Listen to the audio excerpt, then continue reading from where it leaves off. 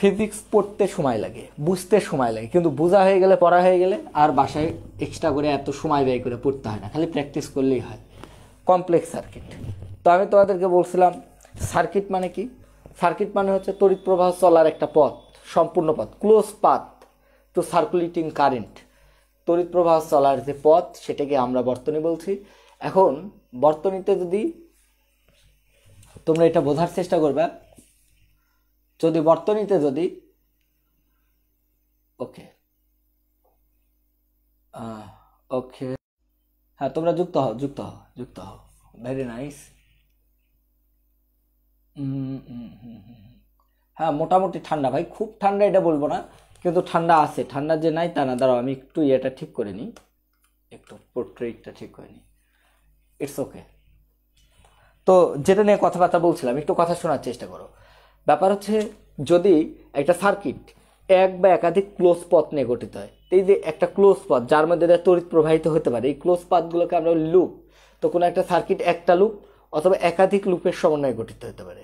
আরেকটা কথা বলছিলাম, যদি কোনো সার্কিটে, বর্তনীতে বা নেটওয়ার্কে যদি একটা সোর্স থাকে সিম্পল, একাধিক থাকলে তোমার কমপ্লেক্স। এখন এই জটিল বর্তনীগুলোকে আমি তোমাদেরকে একটু বলি। জটিল বর্তনীগুলো কতগুলো লুপের সমন্বয়ে গঠিত। তো বর্তনী হতে হলে মিনিমাম একটা লুপ লাগবে, কারণ কারেন্ট চলতে গেলে যে পথ সেটার নামই লুপ। তাহলে কমপ্লেক্স সার্কিটে একটা লুপ থাকতে পারে, একের অধিক থাকতে পারে। আমি গত ক্লাসে তোমাদেরকে একটি লুপ বিশিষ্ট কমপ্লেক্স সার্কিট সলভ করাইছি। আজকে তোমাদেরকে পড়াবো একাধিক লুপ বিশিষ্ট কমপ্লেক্স সার্কিট। তার আগে একটা কথা ভালো করে শুনে নাও, কান খুলে শুনে নাও। আমি তোমাদেরকে এটা বলেছিলাম জটিল বর্তনীর সঙ্গে, যে বর্তনীর বিভিন্ন অংশে বিভিন্ন তড়িৎ প্রবাহ।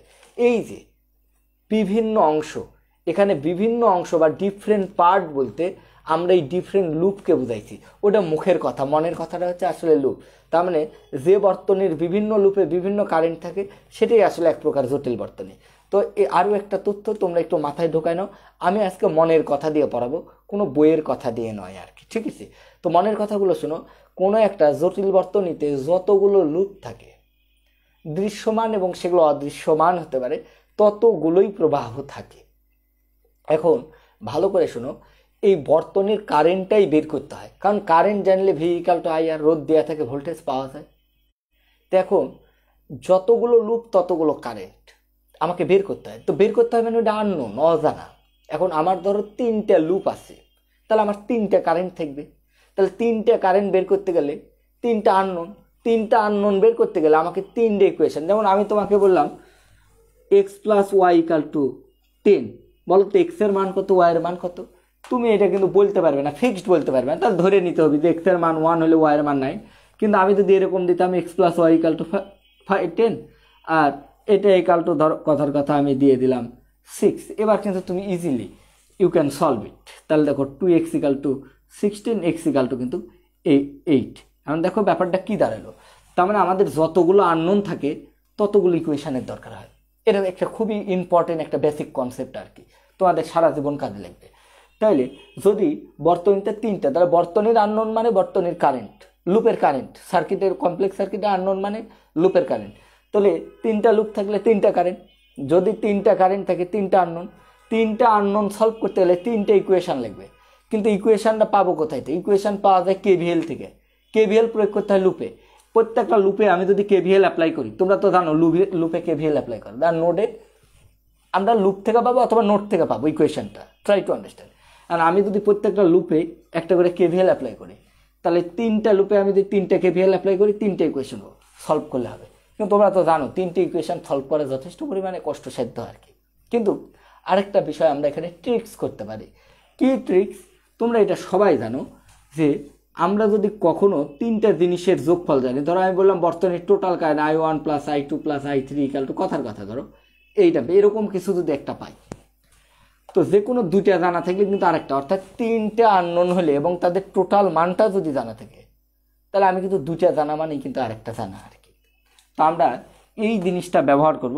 তো ব্যবহার করে ভোল্টেজের ইকুয়েশন মানে কেভিএল, আর কারেন্টের ইকুয়েশন মানে আলটিমেটলি হচ্ছে কেসিএল। তাই আমি যদি কোনো একটা সার্কিটকে শুধু কেভিএল দিয়ে সলভ করতে দেই, আমার ক্ষেত্রে ইকুয়েশন 2-1টা বেশি হবে। কিন্তু আমি যদি কেভিএল এবং কেসিএল এর সমন্বয় করি, তাহলে আমার জটিল বর্তনী সমাধান করা সহজ হবে। এবং তোমাদেরকে বলি, এগুলো কথা মুখে বলে হবে না, আমি ধীরে ধীরে দেখাই, প্র্যাকটিস করাই, তোমরা ফিল করো, বোঝার চেষ্টা করো, কারো কোনো অসুবিধা থাকবে না। তোমরা আগে দেখো, অনেকজন ইউটিউবে ভিডিও দেখছো আর দেখছো, অনেকজন অনেকের মতো করে কইছে, সে তার মতো করে কইছে, আমি আমার মতো করে পড়াবো। অতীতকালে পড়াইছি, সবাই বুঝেছে, তোমাদের পড়াবো, তোমাদেরও বুঝতে অসুবিধা হবে না। তোমরা একটু দেখো, আমি একটা সার্কিট নিয়ে নিচ্ছি আমার মনের ইচ্ছা মতো মাধুরী মিশে। তোমরা হয়তো বা তখন দাগাইছিলে, ভাই আমি ভুলে গেছি, আমি তো আর এত মুখস্থ সার্কিট নিই না। ধরো কথার কথা, আমি আমার ইচ্ছা মতো সার্কিট ব্যবহার করতেছি, ইচ্ছা মতো ব্যবহার করলাম, ইচ্ছা মতো ব্যবহার করলাম। এটা একটা দেখো, এটা একটা কমপ্লেক্স সার্কিট, বিকজ এখানে একাধিক সোর্স আছে। এটার নাম 5 ভোল্ট দিলাম, এটার নাম E2 দিলাম, দিস ইজ 10 ভোল্ট, অ্যান্ড এটার নাম আমি E3 দিলাম, this is 8 volt, it doesn't matter. এবং এখানে আমি R1 নাম দিলাম 2 ওহম, এখানে R2 নাম দিলাম 3 ওহম, এখানে R3 নাম দিলাম 5 ওহম, এখানে আমি R4 নাম দিলাম, এটাও 2 ওহম, এখানে R6 নাম দিলাম, এটাও 3 নিয়ে নিলাম। এবার কাহিনী শোনো ধীরে ধীরে। দেখো আবারও বলছি, কমপ্লেক্স সার্কিট বেশিরভাগ লোকজন সলভ করতে পারে না, তারা ভয় পায়। তোমরা ভয় পাবে না, আমি তো আছি, আমি তোমার একভাবে না বুঝলে তুমি যতভাবে চাও, তুমি যতবার না বুঝতে পারো, আমার সবচেয়ে কমা স্টুডেন্টরা যতক্ষণ না বুঝবে আমি ততক্ষণ পড়াবো আর কি, তোমরা এগুলো ভাববে না আর কি। শোনো আর কি, ট্রাই টু আন্ডারস্ট্যান্ড। আমি সবার টিচার, আমি যেমন রাজশাহী কলেজের স্টুডেন্টেরও টিচার, আমি ওই বরেন্দ্র এবং গ্রামের একটা কলেজের স্টুডেন্টেরও টিচার। তোমরা ধীরে ধীরে, কেউ পাণ্ডিত্য প্রদর্শন করবে না, ধীরে ধীরে বোঝার চেষ্টা করো, ট্রাই টু আন্ডারস্ট্যান্ড। তো এই যে এখানে একটু লক্ষ্য করে দেখো, আমি যে জিনিসটা তোমাদেরকে বলতে চাই আর কি, সেটা একটু লক্ষ্য করে দেখো। আমাদের যেহেতু এখানে দেখো একাধিক সোর্স আছে, সো এটা আমাদের কমপ্লেক্স সার্কিট, এটা নিয়ে আমাদের কোনো ডাউট নাই। এখন কোশ্চেন হচ্ছে এখানে লুপ কয়টা আছে। কমপ্লেক্স সার্কিট এক লুপ বিশিষ্ট হতে পারে, একাধিক লুপ বিশিষ্ট। তো দেখো সবাইকে যদি বলি, লুপ মানে যে পয়েন্টটা কারেন্ট নিয়ে যাত্রা শুরু করছে আবার ফিরে আসতে হবে, কাটা থাকা যাবে না, ওপেন থাকা যাবে না, খোলা থাকা যাবে না, এরকম। তো দেখো আমি যদি এখান থেকে কারেন্ট নিয়ে যাত্রা শুরু করি, এইভাবে আমার পক্ষে ফিরে আসা সম্ভব। এটা একটা লুপ, এটাও একটা লুপ, দুইটা। তো দেখাই যাচ্ছে এখানে দুইটা লুপ। তোমরা একটু মনে রাখবে, জটিল বর্তনীর ক্ষেত্রে আমরা যা দেখি তার সাথে বেশি লুপ থাকবে, এটা মোটামুটি নিশ্চিত থাকো আর কি। লুপ হিসাব করারও একটা উপায় আছে। At this moment it is not essential to you to counting the number of লুপের সংখ্যা নির্ণয় করার জন্য শেখাবো। অ্যাডমিশনে যখন আসবে বা অ্যাডভান্সে, তখন আমি সেগুলো দরকার হলে বলবো আর কি। তথ্যের গার্বেজ নেওয়ার দরকার নেই, information. So this is one loop, and দুইটা মিলে একটা লুপ। এই তো আমাদের 3টা লুপ। তো এখন আসো আমরা একটা কাজ করব, আমরা একটু কারেন্টগুলো দেখবো। তোমরা একটা জিনিস মাথায় লিখবে, প্রত্যেকটা লুপে একটা ডিফারেন্ট কারেন্ট থাকে। কথাগুলো আবারও বলছি, মনোযোগ দিয়ে শোনো, এগুলো হচ্ছে বেসিক। প্রত্যেকটা লুপে একটা ডিফারেন্ট কারেন্ট থাকে। তো এখন এই যে 2 লুপ বিশিষ্ট, তোমার সিলেবাসে 99.99% কমপ্লেক্স সার্কিটের অঙ্ক বিশিষ্টগুলো হয় 1 লুপ বিশিষ্ট, আর ম্যাক্সিমাম হলে 2 লুপ বিশিষ্ট, এর বেশি নাই। 3 লুপ বিশিষ্ট তোমাদের সিলেবাসে নাই, সেটা তুমি করো সব করে, সেটা আলাদা ব্যাপার। এবার আসো 2 লুপ বিশিষ্ট সার্কিটের ক্ষেত্রে তোমরা যে কাজটা করবে, তোমরা মনে রাখবা, এই যেগুলোকে আমরা ব্রাঞ্চ বলি, এগুলো সার্কিটের এলিমেন্ট তথা ব্রাঞ্চ। এটা একটা ব্রাঞ্চ, এটা একটা ব্রাঞ্চ, এভরি ব্রাঞ্চ, প্রত্যেকটা ব্রাঞ্চে মনে রাখবা যারা একই লুপের অংশ, যেমন এটা এই লুপের অংশ, তাহলে এদের কারেন্ট সেম হবে। আবার এটা এরা হচ্ছে দ্বিতীয় লুপের অংশ, এদের কারেন্ট সেম হবে। কিন্তু যে ব্রাঞ্চগুলো কমন 2 লুপের, এই লুপের অংশ এই লুপের, তাদের কারেন্ট আলাদা হবে, কারণ এ কিছু কারেন্ট এইদিকে দিবে, এ কিছু কারেন্ট, ফলে ডিফারেন্ট হবে। এখন কোশ্চেন হচ্ছে, এখানে দেখো এই কারেন্টের ডিরেকশনগুলো আমরা ঠিক করতে পারবো না। কেন পারবো না? এ চাচ্ছে এটা পজিটিভ টু নেগেটিভ, এ চাই কারেন্ট এই দিক ঘুরতে, এ চাই এই দিকে ঘোরাইতে, এ আবার চাই উল্টা দিকে ঘোরাইতে, এখানে ডিফারেন্ট ভেজাল আছে। তো কমপ্লেক্স সার্কিটের সুবিধা হচ্ছে একটা, সিম্পল সার্কিটে কারেন্টের ডিরেকশনটা ফিক্সড, আমরা করে দিতে পারি। কিন্তু কমপ্লেক্স সার্কিটে কারেন্টটাকে আগে অ্যাজিউম করতে হয়। তো আমরা কেভিএল অবশ্যই অ্যাপ্লাই করবো কারেন্ট বের করার জন্য। তো অ্যাট ফার্স্ট আমাদেরকে we have to assume current. তো আমরা এই লুপের কারেন্টটাকে আমরা এইভাবে, এটা তোমরা মুখস্থ মোটামুটি ধরে নাও যে এই লুপের কারেন্টটাকে এইভাবে ধরবো। দ্যাট মিনস এই ব্রাঞ্চের মধ্যে দিয়ে কারেন্টটা এই দিকে প্রবেশ করবে, এবং এই কারেন্ট I1, যেহেতু এই লুপের কারেন্ট I1, তার মানে কোনো লুপের কারেন্ট যা ওই লুপের যেগুলো নিজস্ব এলিমেন্ট তাদের মধ্যে দেখ কারেন্ট। তাহলে যদি বলে এর মধ্যে কত কারেন্ট I1, এর মধ্যে দেখো তো I1, এর মধ্যে দেখো তো I1, তাহলে দেখো এখানে দেখো কারেন্টটা আমি ধরে নিলাম I1, এই যে R1 রোধের মধ্যে দেখ কারেন্ট এইদিকে আসছে। এখন তোমরা একটু দেখো, এই যে এই পয়েন্টগুলোকে, সংযোগ বিন্দুগুলোকে নোড বলে। আমি নোডগুলোর নাম দিলাম, এটা A নোড, এটার নাম B নোড, এটার নাম C নোড। এই যে একাধিক এলিমেন্ট যুক্ত হয় যে পয়েন্টগুলোকে, সেগুলোকে নোড বলি, D E.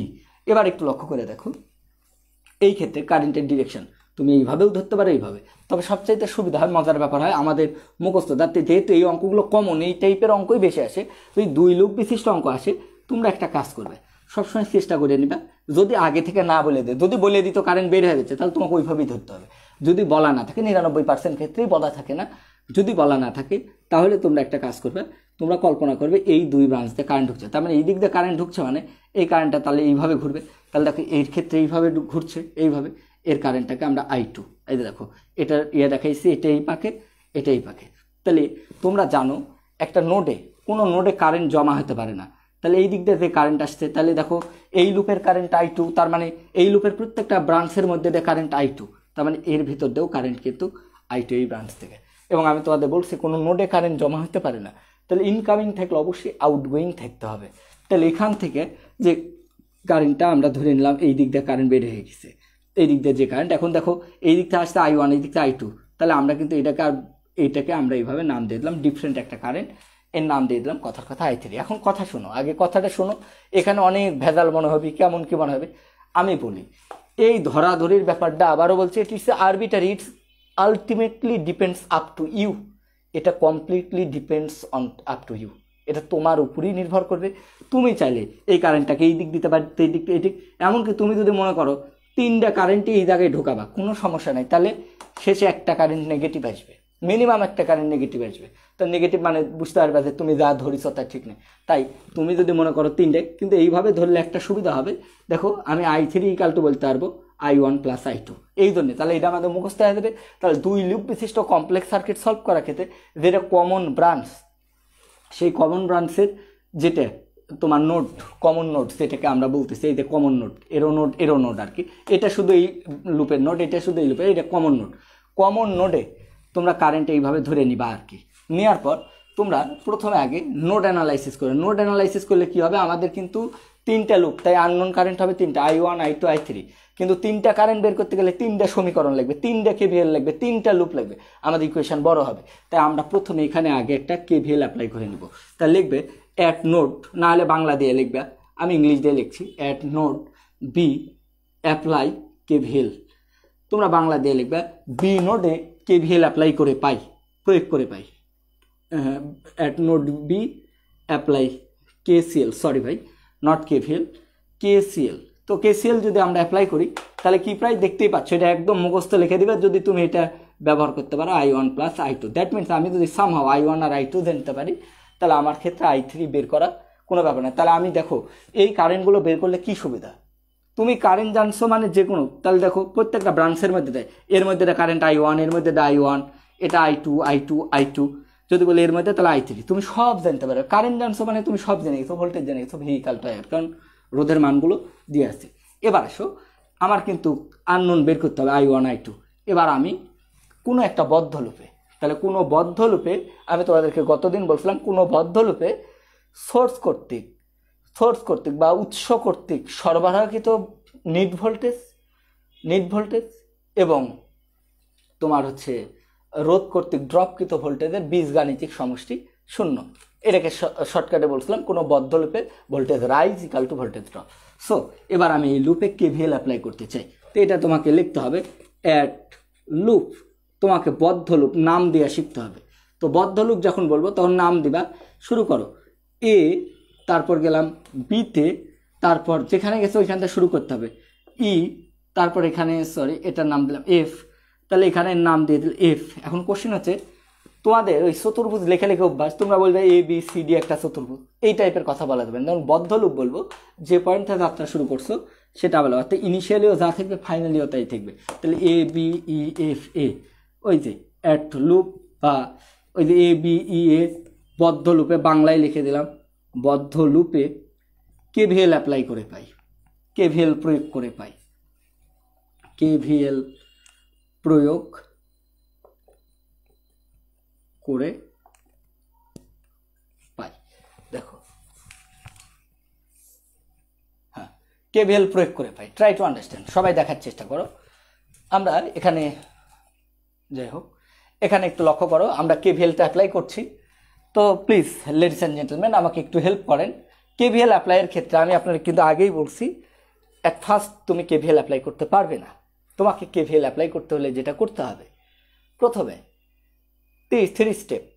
You have to assume current, we already got it, assume current. Step 2, you have to given polarity, তোমাকে পোলারিটি দিতে হবে। পোলারিটি কেমন? ওই যে কোর্স বা ব্যাটারির পোলারিটি ফিক্সড, বড়টা প্লাস, তাহলে এটা প্লাস, এটা মাইনাস, ফিক্সড। এবং রোধের ক্ষেত্রে যে দিক দিয়ে কারেন্ট প্রবেশ করে, তাহলে দেখো আমি এই লুপে কারেন্টটা ধরে নিছি, এইভাবে ঘুরছে, এইভাবে ঘুরছে। তাহলে চলো কারেন্টের সাথে সাথে ঘুরি। এই যে কারেন্টটা আমি ধরে নিছি এখানে ক্লকওয়াইজ, তাহলে এই যে এই দিক দিয়ে কারেন্ট প্রবেশ করবে, এটা প্লাস, এটা মাইনাস। এই যে এইভাবে ঘুরছি, এই দিক দিয়ে প্রবেশ, এই লুপের ক্ষেত্রে, ওই লুপে না, এই লুপের ক্ষেত্রে কারেন্ট এই দিক দিয়ে প্রবেশ করছে, এটা প্লাস, এটা মাইনাস। এটার ক্ষেত্রে দেখো এটা বড় দাগ, এটা প্লাস, এটা মাইনাস। কারেন্ট এইভাবে আসছে, যে দিক দিয়ে কারেন্ট প্রবেশ করে রোধের ক্ষেত্রে প্লাস, যে দিক দিয়ে বের হয় মাইনাস। দেওয়া শেষ, আমি দিয়ে দিলাম কারেন্টের পাকে ঘুরে দিলাম। কোষের পোলারিটি ফিক্সড, কোষ বা রোধের, কিন্তু রোধের পোলারিটি ফিক্সড না, যে দিক দিয়ে কারেন্ট ঢোকে প্লাস, যে দিক দিয়ে বের হয় minus. Third step, apply KVL. KVL apply করার সময় তোমার বলছে একটা ফাঁকা নোট থেকে শুরু করে, এই দাঁড় থেকে শুরু করলাম, এই নোট থেকে শুরু করার সময় অলওয়েজ বলছে একটা কাজ করবে, তুমি প্রথম চিহ্ন নিতে পারো, দ্বিতীয় আমি বলছি মুখস্থ করবে। এটা করলে সুযোগ দিলেই তোমাদের সময় নষ্ট হবে। প্রথম নেব নাকি দ্বিতীয়, দ্বিধা বা দ্বন্দ্ব, প্রথমটা নাও, অলওয়েজ তোমরা প্রথমটা নাও। প্রথম চিহ্ন নিলাম, প্লাস এখানে কতটুক ড্রপ ভোল্টেজ, রোধের মধ্যে ভোল্টেজ ড্রপ হয়, এখানে এর ভিতর দিয়ে কত কারেন্ট যাচ্ছে আমি বলেই দিছি, যেহেতু এই ব্রাঞ্চটা এই লুপের পার্ট, সো এর মধ্যে দিয়ে I1 কারেন্ট যাচ্ছে। তাহলে দেখো আমি লিখতে পারবো কারেন্ট I1 R1, এটা এখানকার ড্রপ ভোল্টেজ। এবার এসো, ঘুরছো, ঘুরতে ঘুরতে দেখো প্রথম চিহ্ন পেয়ে গেলা, প্লাস এই রোধের নাম R3, এর মধ্যে তো কত কারেন্ট গেছে, এর মধ্যে যে কারেন্ট গেছে তার নাম I3, তাহলে I3 R3। এরপর আসো প্রথম চিহ্ন প্লাস, এর প্রথম চিহ্ন প্লাস, দেখো এটা ডিরেক্টলি ভোল্টেজ আকারে আছে, এগুলোকে ভোল্টেজ বানায় নিতে হয়, রোধ থাকলে কারেন্ট দ্বারা গুণ করলে ড্রপ ভোল্টেজ পাওয়া যায়, এটা সাপ্লাই ভোল্টেজ 8।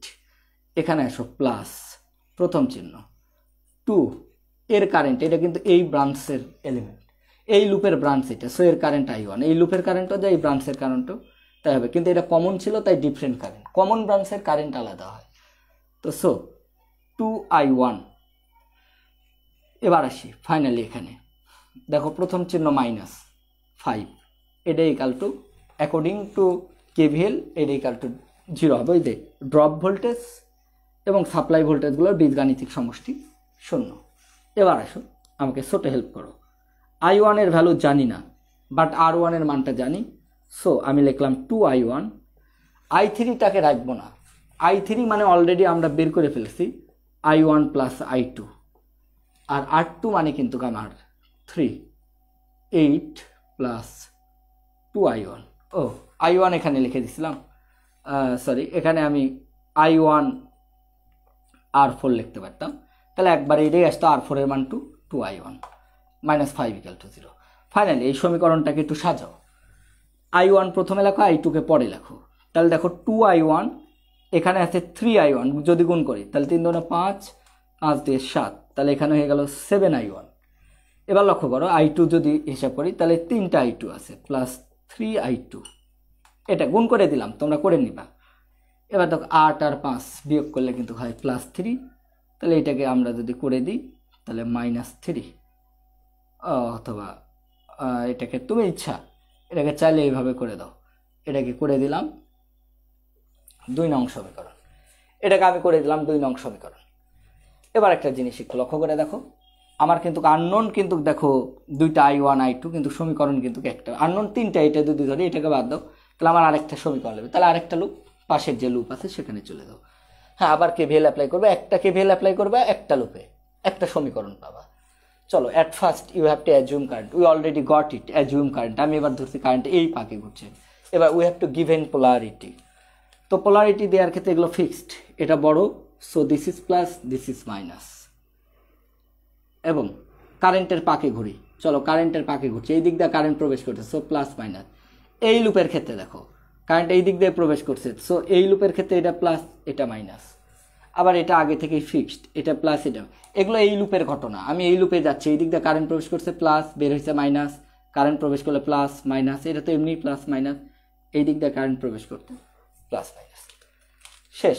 চলো আমরা কেভিএল অ্যাপ্লাই করব। এবার কি লিখবো?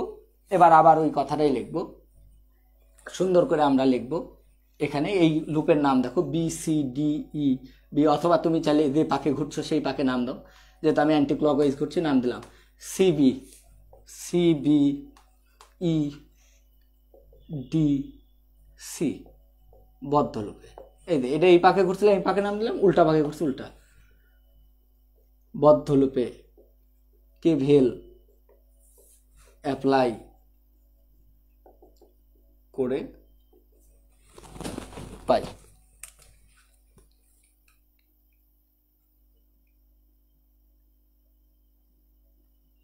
ওকে, R3 5 হবে। Oh sorry man, right right right, thank you. R3 5 হবে। ওকে ওকে ওকে, সরি আমি 3 দিয়ে দিচ্ছি। 3 কি দেখে দিচ্ছিলাম আমি জানি না। R3 5 হবে, থ্যাংক ইউ।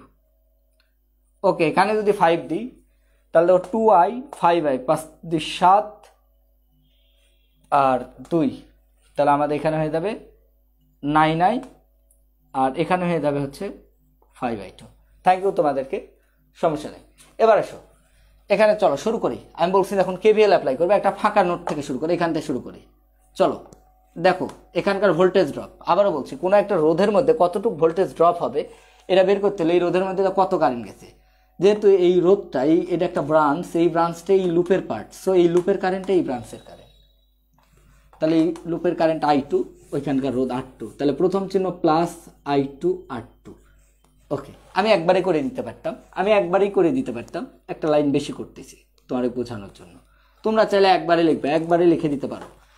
এর রোধের মান 3, এর মধ্যে কারেন্ট গেছে I2, তাহলে প্লাস 3I2, সময় নেই। এবার আসো এর মধ্যে কারেন্ট গেছে এবার R3, এটা প্রথম চিহ্ন আসছে প্লাস। এই রোধের মান 5, এর মধ্যে কারেন্ট গেছে I3, তা I3 মানে আমি একবারে লিখে দিলাম I1 plus I2, time waste করলাম না, একবারে মানে I3 মানে আমি তো জানি I1 প্লাস I2, I3 মানে অলরেডি উই গট ইট। এবার দেখো এর প্রথম চিহ্ন প্লাস আসছে, প্লাস দেখো এখানে 8 ভোল্ট আছে, এখানে প্রথম চিহ্ন দেখো প্লাস আছে। এই রোধের মানটা হচ্ছে 3, এর মধ্যে তো I2 কারেন্ট গেছে, সো 3I2। এখানে এসে দেখো প্লাস 10, এটা ইকুয়াল টু 0। এবার আমাকে ছোট হেল্প করো, আমরা একটু সাজাই লিখবো। ওই যে I1 গুলোকে আগে লিখবো, I2 গুলোকে পরে। তাছাড়া তো সমীকরণে তোমার এরকম সমীকরণ দিলে 3x plus 4y equal to 0, 4x plus 8y equal to 4y plus 8x equal to 3। তোমরা কী করতে, এই সমীকরণটাকে আগে সাজাই নিতা। চলো সাজাই নেবো আগে I1 গুলো। কয় I1 আছে দেখতে পাচ্ছি আমরা এখানে 5I1।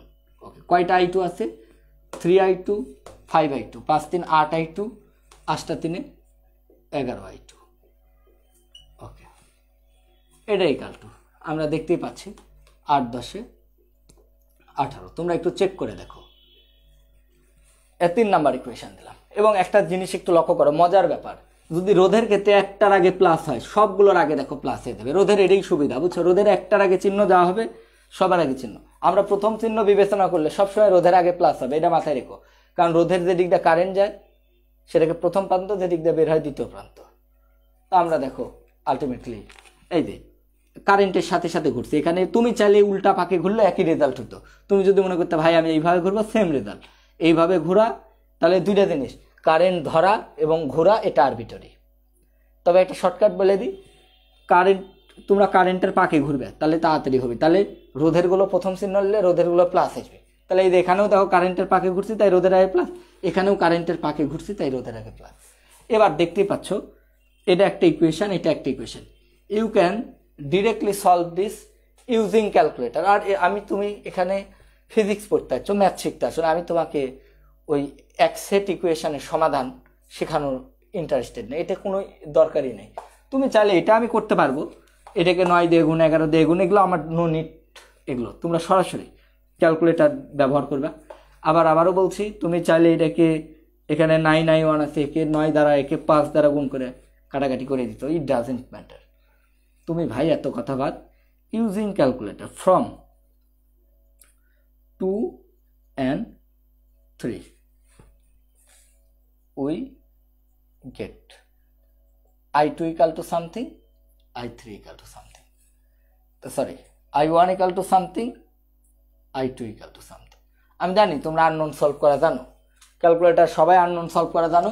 প্রথমে মোড ছাড়তে হয়, মোডের পর দেখবে মোড 2-3 বার টিপলেই আননোন আসে। আননোনে লেখা আছে 2 3, এখানে আমাদের দুটো আননোন আছে, তোমরা 2 প্রেস করলেই তোমাকে লেখা দেখাবি এ ইকাল টু হোয়াট। এ এ তোমাদের আসলে ক্যালকুলেটারটা তোমরা যারা ব্যবহার জানো তারা জানো ক্যালকুলেটার এইভাবে লেখা থাকে A1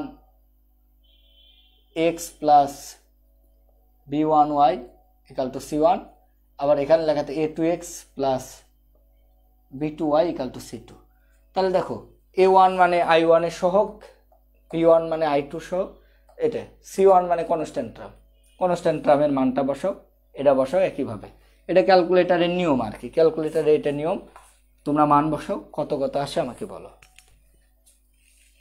ওকে, একজন বলছে I1 0.47 অ্যাম্পিয়ার, আরেকটা হচ্ছে 1.85, 0.47 অ্যাম্পিয়ার আর 1.85। এবার একটা কোশ্চেন আছে আমার, একটু বললে খুশি হয়। তোমাদের কি দুটোই পজিটিভ ভ্যালু বের হয়েছে না কোনো একটা নেগেটিভ বের হয়েছে?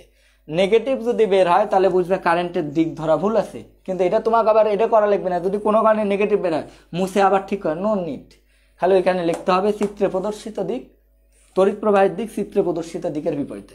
যেহেতু আমার মনে হয় ধরা ঠিকই আছে, কারণ এ চাচ্ছে কারেন্ট এইদিকে ঘুরুক, আর এও চাচ্ছে কারেন্ট এইদিকে ঘুরুক, আর এই চাচ্ছে এইদিক, আর এটা 8 আর 5, দেখো পজিটিভ এইদিকে শক্তিটা বেশি, এদিকে 8 5 13 ভোল্ট এরা, আর উপরের দিকের এর ভোল্টটা 10, মানে উপরের পজিটিভ বেশি না নেগেটিভ বেশি এটা দেখতে হবে, উপরের পজিটিভ বেশি, সো এরা আসলে এই পাখি কারেন্টটাকে ঘোরাবে। তো ঠিক আছে, এবার I1 পেয়ে গেলা, I2 পেয়ে গেলা। এবার তোমাকে যদি বলে I3, তাহলে I3 ইকাল টু কি? I3 কি করবা, এই যে এখানে চলে আসতে হবে, তাহলে অতএব I3 ইকাল টু, আমি তখন I1 প্লাস I2 দুটো যোগ করলে যা হবে তত অ্যাম্পিয়ার। যদি একটু ভালো করে শোনো, এই অঙ্কটা আসলে একটা ব্যাপার হয়েছে, তোমার একটু বলে দিই, এই বিষয়ে পরে ঝামেলায় পড়বা। ধরো কোনো কারণে একটা নেগেটিভ আসছে, একটা পজিটিভ আসছে, I3 বের করার সময় তুমি ওই ভুলভাবেই মান বসাও, I1 এর মান নেগেটিভ, I2 এর মান পজিটিভ বসাও। বসাই যদি এটা পজিটিভ আসে তাহলে বুঝবে I3 ডিরেকশন ঠিক আছে নিচের দিকে, যদি দেখো যে I3 নেগেটিভ আসছে তাহলে বুঝবে I3টা উপরের দিকে। এটা কোনো ফ্যাক্টর না, আমি আবারও বলছি, তোমাদেরকে যেটা করতে হবে I1 বের করতে হবে, I2 বের করতে হবে। যার আগে মাইনাস আসবে তাকে বলবে যে তার দিক বিপরীত। তারপর ওই I1 I2 যেটা পাইছো ক্যালকুলেটারে ওটাই এখানে বসাবা, বসাই যোগ বিয়োগ করে যদি পজিটিভ পাও পজিটিভ উত্তর, নেগেটিভ পেলে নেগেটিভ উত্তর। তো আলটিমেটলি এটা তোমরা একটু মাথায় রাখো। এখন শোনো, কারেন্ট জানলে কি হয়, কারেন্ট জানলে কি হয়, তোমাকে আমি কি কোশ্চেন যেতে পারতাম জানো? পরীক্ষায় এই ধরনের কোশ্চেন যাবে না, পরীক্ষায় একটা কোশ্চেন বলে দিল যে বললো এই R6 রোধের মধ্যে ভোল্টেজ ড্রপ কত, এখানে ভোল্টেজ ড্রপ কত, তাহলে এটার নাম ধরো দিলাম কথার কথা V6, এই যে R6 রোধের মধ্যে ভোল্টেজ ড্রপ, তাহলে এটা বের করতে হলে এর মধ্যে কারেন্ট কত, এর মধ্যে কারেন্ট হচ্ছে I2, যেহেতু এটা এই লুপের ব্রাঞ্চ, ওর সাথে কিন্তু আমরা R6 গুণ করে দিতাম। বাদ দাও, এগুলো কোনো ফ্যাক্টর না, I6 R6 এটা দ্বারা বোঝাচ্ছে 2 নাম্বার লুপের এটা। তাহলে I2 মান কিন্তু তোমরা পেয়ে গেছো 1.85, R6 এর মান 3, এটা করলে কিন্তু এত ভোল্ট। তার মানে আমি যদি লুপ কারেন্ট জানি তাহলে যে কোনো ব্রাঞ্চের ভোল্টেজ বের করতে পারবো, যে কোনো ব্রাঞ্চ ভোল্টেজ বের করতে পারবো, ব্রাঞ্চ কারেন্ট বের করতে পারবো। তাহলে আলটিমেটলি যে ব্রাঞ্চটা, এই যে ব্রাঞ্চ কোনো একটা লুপের, সেই লুপ কারেন্ট ওই ব্রাঞ্চ কারেন্ট, কিন্তু যে ব্রাঞ্চটা 2 লুপের কমন ব্রাঞ্চ যেটা, তার কারেন্ট ডিফারেন্ট হবে, সেটাকে যোগ বিয়োগ করে বের করতে হবে। তোমরা কিছু বুঝিছো কি না আমাকে একটু বলো। আমি চেষ্টা করছি আমার ক্ষুদ্র সামর্থ্য থেকে আমি যতটুকু পেরেছি আপনাদেরকে স্পষ্ট ভাষায় বলতে চাই, আমি আপনাদেরকে সহযোগিতা করার চেষ্টা করেছি। যদি আপনাদের শেখার আগ্রহ থাকে, আপনারা যদি মনে করেন শিখতে চান, তাহলে আমার কথাগুলো স্পষ্ট করে শুনুন। আমি আবারও বলছি, আপনি বাঁচবেন না, আপনি পার হয়ে যাবেন ভাই, আপনি পার হয়ে যাবেন। বেশি শেখার দরকার নেই, বেশি শিখে উল্টাপাল্টা শিখে, ভুল শিখে, বেসিকগত ত্রুটি শিখে, লেভেলের হাই লেভেল শিখতে যায়, শেষে কিন্তু প্রকৃত লেভেল হারিয়ে যাবে। So ladies and gentleman, try to understand. মিথ্যা প্রতিযোগিতায় নিজের নাম লেখাবেন না, বরং যা যা বলি আপনি যদি আমাকে শিক্ষক হিসেবে সম্মান করেন, আমার বলা কথাগুলো আপনি স্মরণ করেন, ইয়ে করেন, এই যে আপনার বড় ভাইরা অ্যাডমিশন আমার কাছে পড়ছে আর করছে, আমি সব ধরনের স্টুডেন্ট পড়াই, আমি মিডিয়াম থেকে শুরু করে হাই থেকে শুরু করে লো সব ধরনের স্টুডেন্ট পড়াই। আমাকে যেই পড়ুক আমি চেষ্টা করি সব ধরনের লেভেল যাতে আমার কাছে কাভার হয়।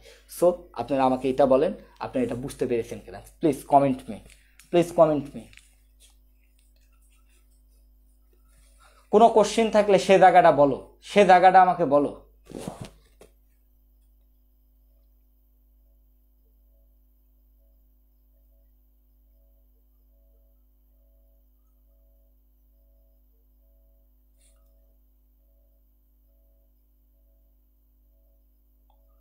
আমি ডেটাগত কোনো বিষয় বলতে চাই না, তোমরা ক্যালকুলেটারে সলভ করো। হ্যাঁ, আমি আরেকবার বলছি, সমস্যা নাই। আচ্ছা, it's okay, I want 077, it doesn't matter man.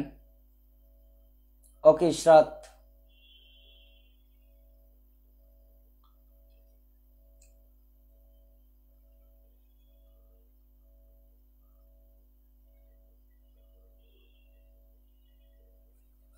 ওকে।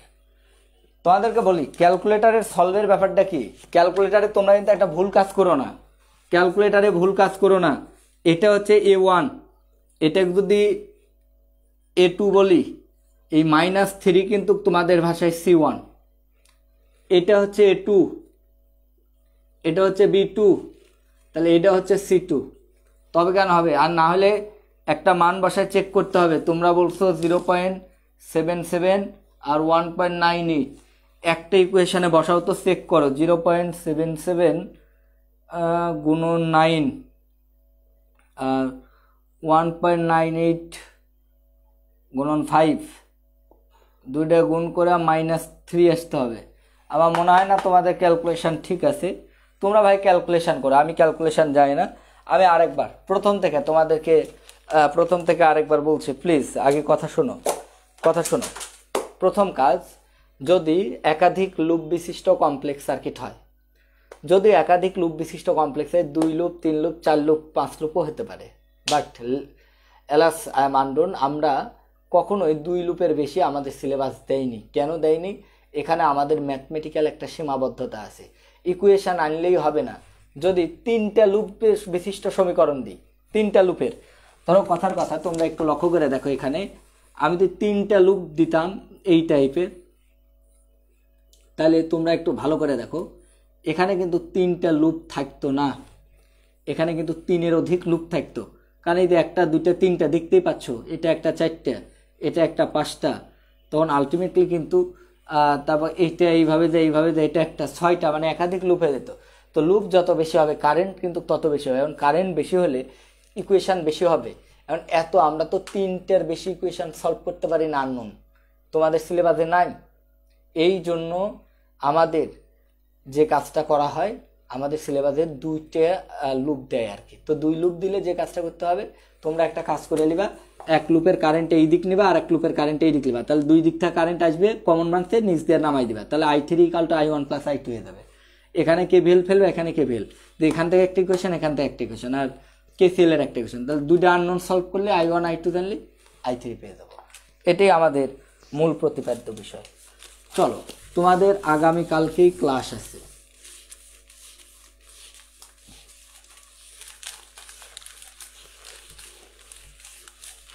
তোমাদের আগামীকাল সকাল 9:45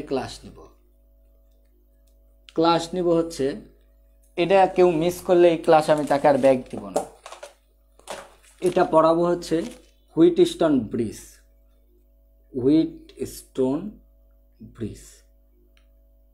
আজকের পড়া এই পর্যন্তই থাকবে, BRIDG। তোমরা একটা কাজ করো, একটা ম্যাথ দিচ্ছি, তোমরা এই ম্যাথটা সলভ করো। এটা তোমাদের বইয়ের ম্যাথ, আমি একটা কমন ম্যাথ তোমাদেরকে দিয়ে দিই।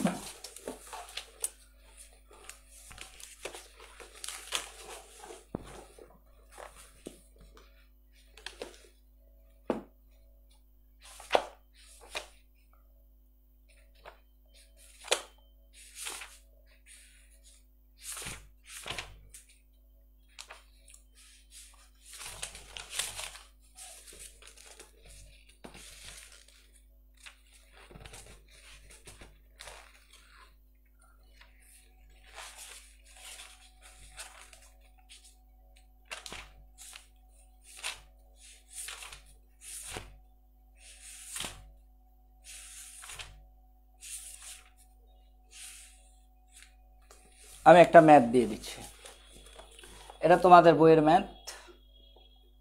এখানে একটা সেল দিয়ে আছে, 3 ভোল্ট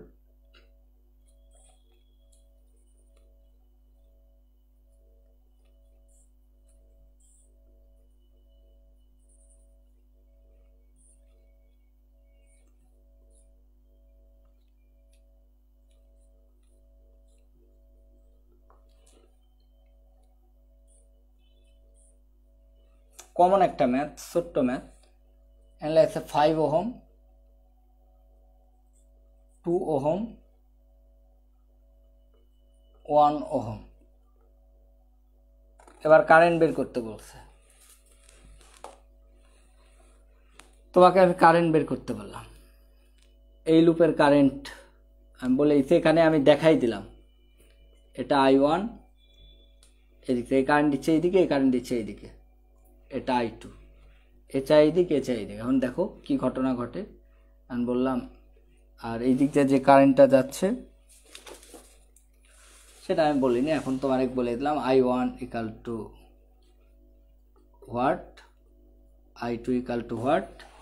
এই ব্রাঞ্চের মধ্যে কারেন্টের নাম দিচ্ছে I3। তোমরা করবা, আমি উত্তরগুলো বলে দিচ্ছি, উত্তর বলে দিচ্ছি তোমাদেরকে। I1 এর মান 0.618 অ্যাম্পিয়ার, I2 এর মান মাইনাস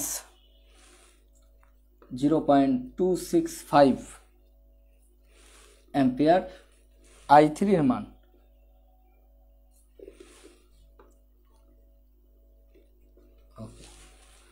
এই আর কি। তোমরা অঙ্কটা করবা একইভাবে। দেখো আমি কারেন্টের ডিরেকশন দিয়ে দিছি। সো এই লুপের কারেন্টটা কিন্তু I1, এই লুপের কারেন্টটা উল্টা পাকে I2।